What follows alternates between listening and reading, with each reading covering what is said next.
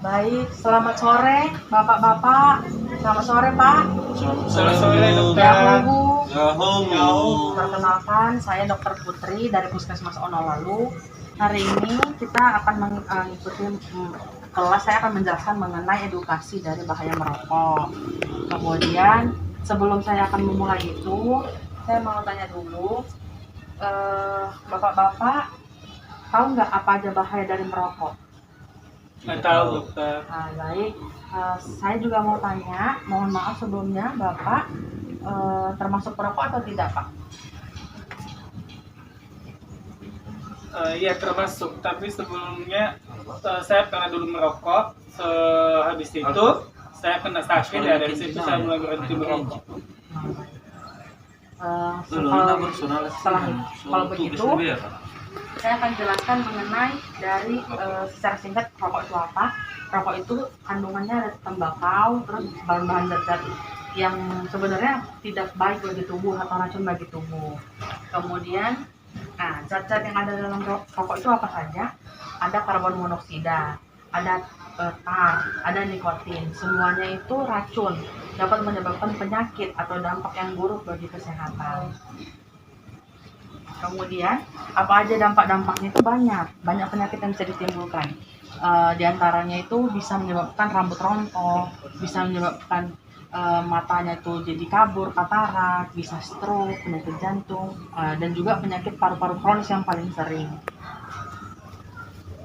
Setelah kita tahu dampak dari merokok, jadi kita harus bisa menjelaskan kepada teman-teman kader, keluarga, masyarakat, dan diri sendiri bahwa bagaimana cara untuk mencegah terpapar oleh bahaya merokok atau biar bisa berhenti merokok.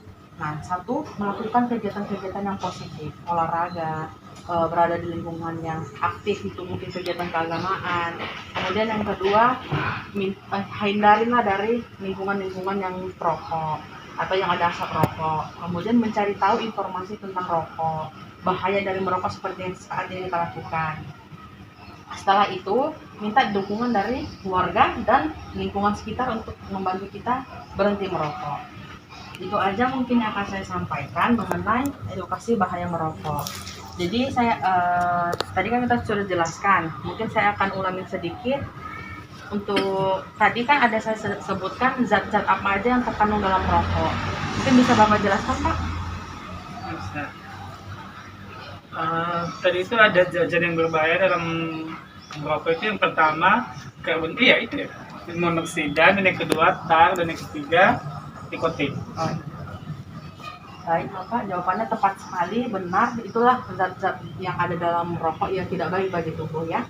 Kemudian apa aja dampak-dampak dari kesehatan yang bisa ditimbulkan dari bahaya merokok? Mungkin dari Bapak? Bisa.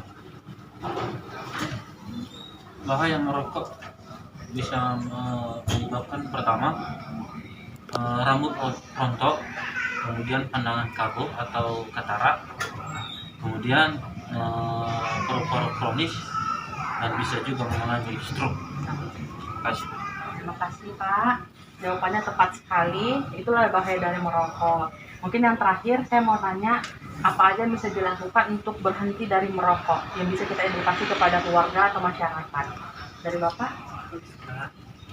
Baik, cara untuk menghindari merokok itu yang pertama kita harus rutin olahraga, dan yang kedua harus ada niat atau tekad untuk berhenti merokok, dan yang ketiga menghindari atau mencegah dari teman perokok.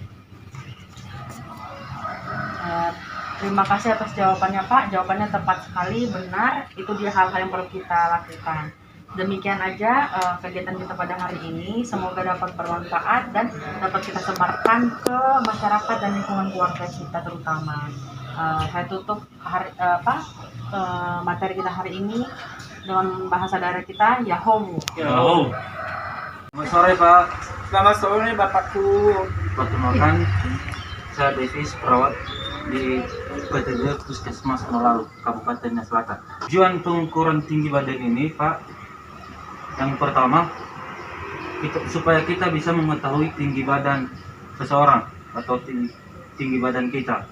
Kemudian mengetahui status gizi kita, dan bisa juga mengetahui tentang kesehatan kita, apakah normal atau tidak. Kemudian alat yang kita gunakan atau cara-caranya nanti, ini alatnya ya Pak ya, Oh, iya. seperti begini alatnya untuk mengukur tinggi badan.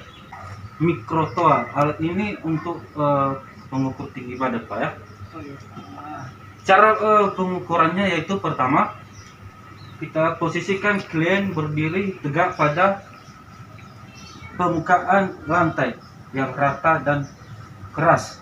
Kemudian kita posisikan ujung tumit, punggung, dan pantat pasien harus Tegak lurus. tegak lurus di dinding yang dipasangkan alat ini Pak ya. Iya, Pak. Kemudian materi mikrobat diturunkan hingga mengenai puncak kepala pasien dan bisa kita menentukan hasilnya nanti. Langsung kita kasih gambaran aja Pak ya, biar lebih mudah dipahami Pak ya. Caranya ini Pak, kita pasang dulu alatnya. Ya.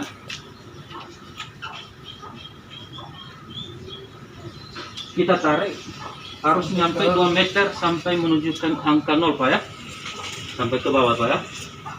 Kalau sudah menunjukkan angka 0 itu kita berhentikan gitu Pak ya. Baik, sekian materi Pak. Apakah ada pertanyaan dari Bapak? Oh, ya ada Pak. Sesuai dengan materi yang tadi Bapak paparkan itu Ya. mengenai tentang ukuran tinggi badan sama mengenai gizi buruk. Iya.